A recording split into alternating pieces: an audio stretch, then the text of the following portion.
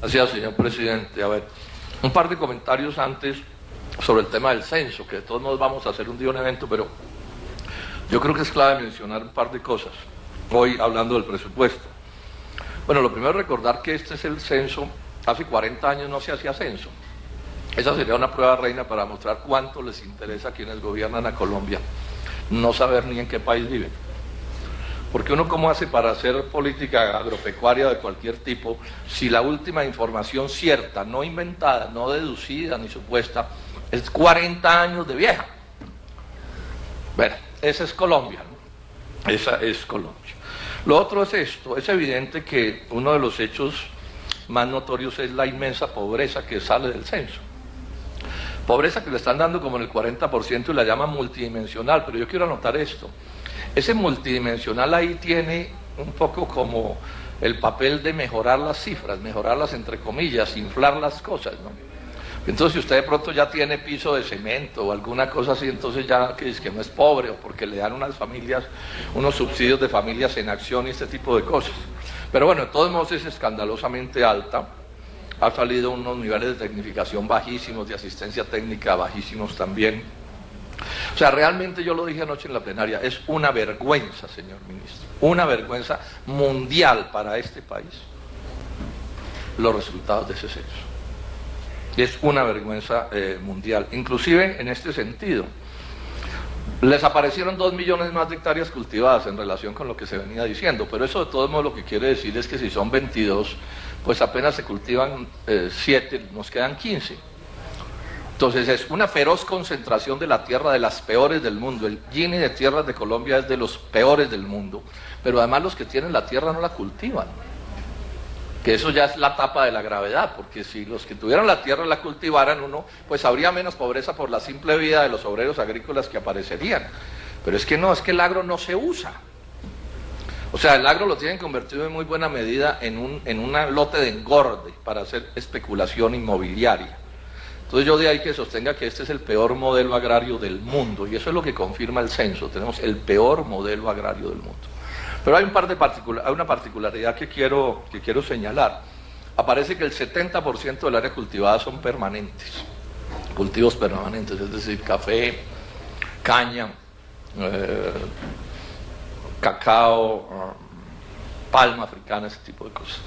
Y ojo con este dato que es muy grave, ministro, porque es que como nos metieron en la globalización, entonces aquí todo hay que compararlos con el mundo. Entonces mire usted el lío de la mayúsculo que tiene Colombia. Exceptuando la caña azucarera, la de los ingenios, todos los demás cultivos permanentes no son mecanizables. ¿Qué tal el lío? La caña panelera no es mecanizable porque es caña de heladera.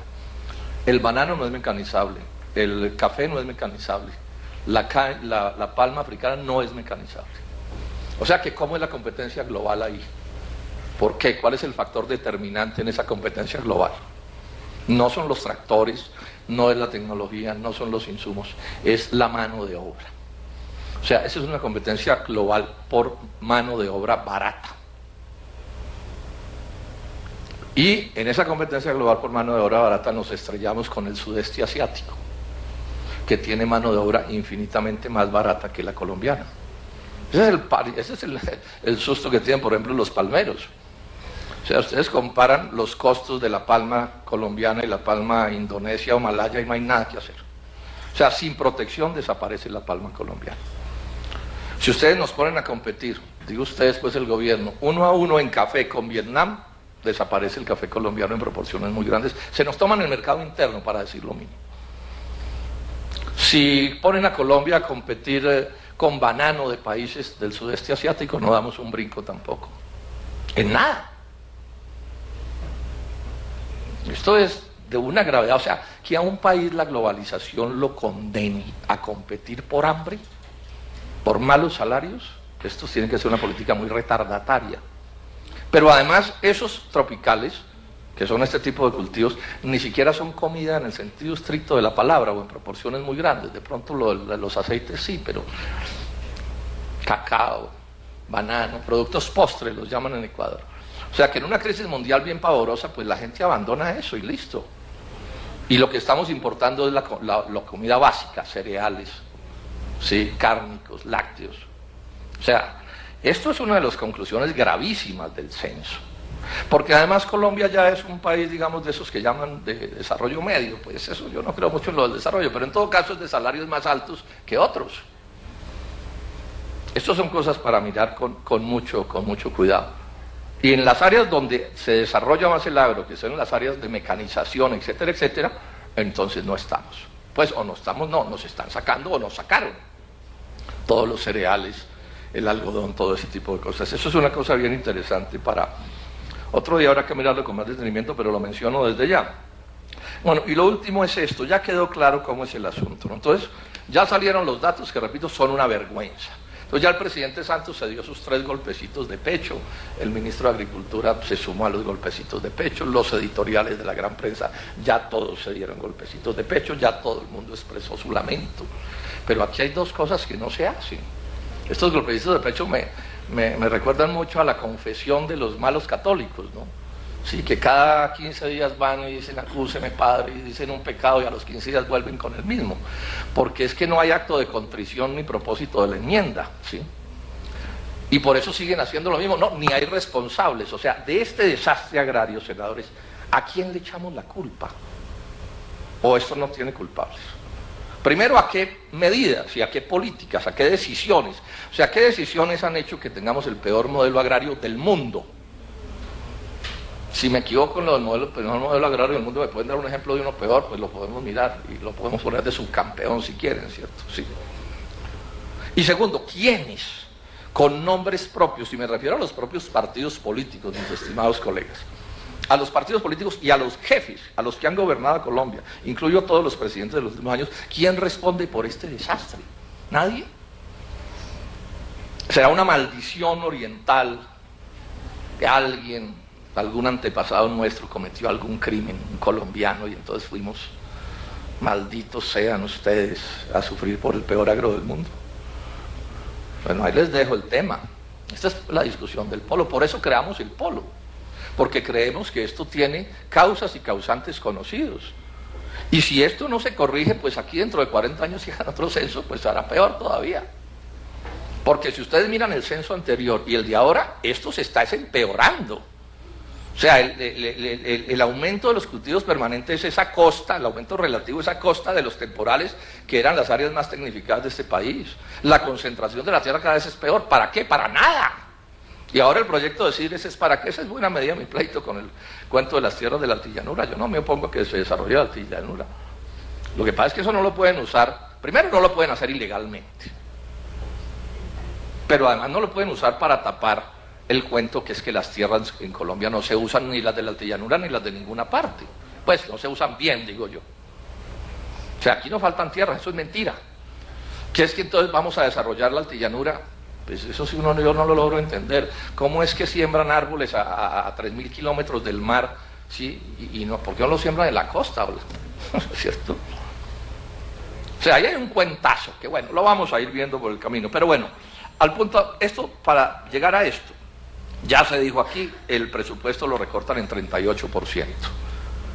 Bueno, yo también hice las cuentas y parece que es 51.9, pero entonces parece que nos van a sumar el CRES, creo que la explicación que nos van a dar, o no sé, porque en mi oficina estuvieron llamando al ministerio y no hubo quien nos diera la razón.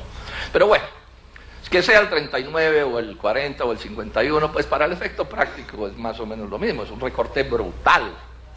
Entonces ahí es donde yo digo, y los golpecitos de pecho del presidente Santos, que eso en términos de la religión, eso se llama el fariseísmo. Pues porque si usted no corrige, entonces ¿por qué se dan los golpes de pecho? Pues la gracia es corregir, la gracia no es darse los golpes de pecho. Y entonces pum, tumba el presupuesto en unas proporciones inmensas. Pero además con este agravante, ayer lo mencioné en la plenaria, es que el presupuesto que nos ponen a aprobar aquí cada 4 años no lo ejecutan. O sea, esto es peor. Miren la ejecución del presupuesto del 2012 del Ministerio de Agricultura, 62%. La ejecución del 2013, 68%. Del 2014, 57%. A julio de este año va ejecutado el 22%. O sea, pongámoslo en números redondos, la mitad, ejecutan la mitad. Entonces, presupuesto malo lo reducen en el 40% o en el 50%, pero además lo ejecutan a la mitad. ¿Qué tenemos? ¿Qué estamos haciendo aquí en buena medida? Un cuentazo.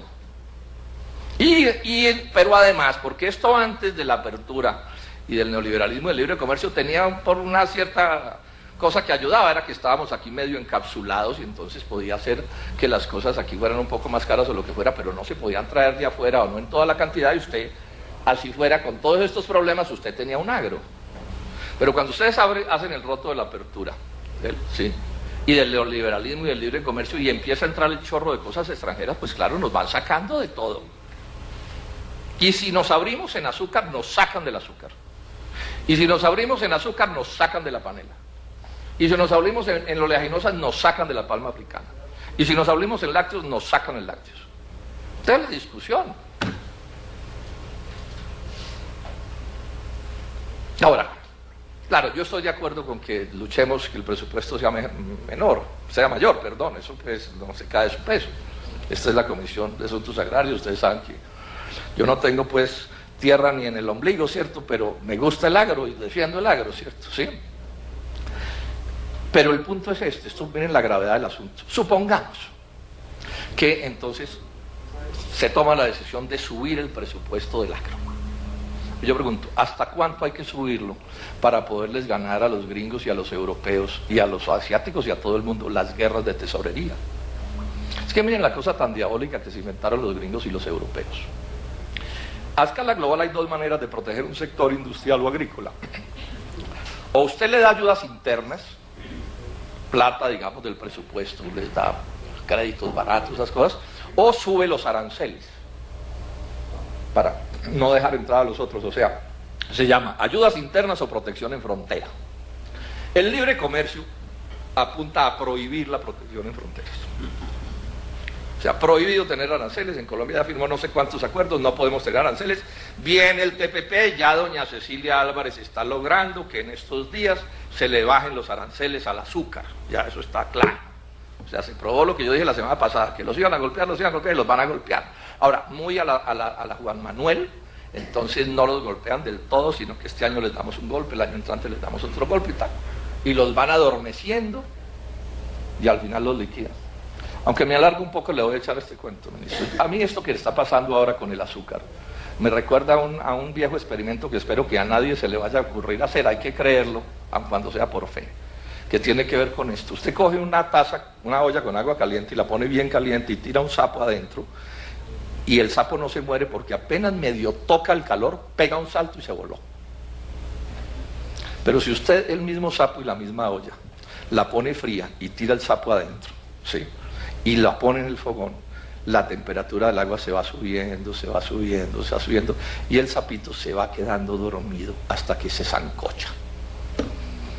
Esas son las ideas de las desprotecciones graduales. Sí, entonces no es que en leche los quiebren a todos desde el mismo día, sino que van quebrando unos y otros, ¿cierto? Y el lechero se queda dormido hasta que no queda ni uno. Parece que es con eso con lo que va a empezar doña Cecilia Álvarez en el caso del azúcar. Bueno, pero el punto al que iba es a cuál. Supongamos que podemos subir el presupuesto del Ministerio de Agricultura hasta donde quisiéramos. Pues eso se volvería en la práctica una guerra de tesorerías, porque ellos están haciendo lo mismo. O sea, los gringos acaban de subir de 50.000 a 90.000 millones de dólares sus subsidios al agro, y parecido hicieron los europeos. Entonces, si Colombia se mete en una guerra de tesorerías, está muerto.